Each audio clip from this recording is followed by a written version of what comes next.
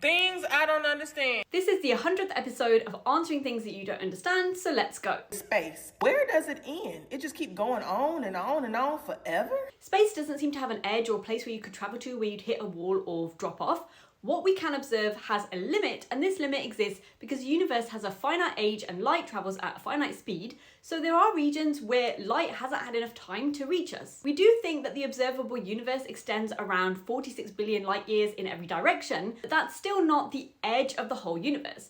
Beyond our observable region, there is very likely much more universe that we can't observe directly. In fact, the entire universe could be infinite, or it could be finite but still have no edge. Think of it this way, Earth has a finite surface area, but if you travel around it, you never reach an edge where the surface suddenly stops. The geometry of our actual three-dimensional universe is much more complicated than this analogy, but it just demonstrates how something can be finite without having a boundary. And the universe isn't thought to be an explosion of matter that's expanding into an empty room. Instead, space itself is expanding everywhere at the same time, so more space is being constantly created between objects that aren't bound together by gravity, like galaxies, which suggests that the universe literally needs more space. Tickling. Why does it make you laugh so damn hard? I tickle myself under my armpits. That shit ain't even gonna feel like nothing. Your brain can predict the sensory signals before they arrive, so it reduces their impact. But when someone else tickles you, the sensory input is harder for your brain to predict and cancel out. Scientists think that tickling laughter is partly a social tool,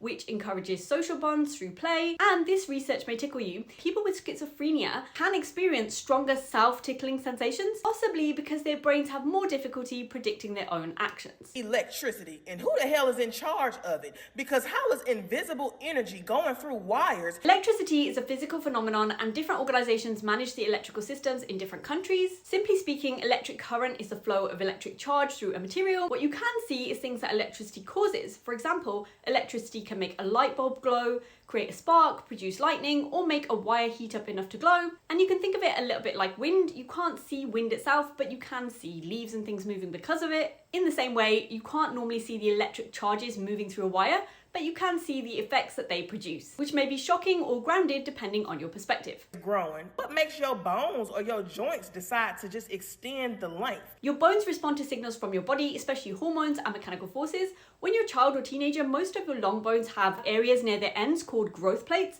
and these are made of cartilage. New cartilage is produced in the growth plate and then replaced by bone, which gradually lengthens the bone. And thyroid hormones also help the bones to develop normally, while sex hormones like estrogen and testosterone contribute to the rapid growth spurt during puberty. There's a little bit more to it, but that's the bare bones of how these things work. Great questions as always, keep asking questions and never stop learning.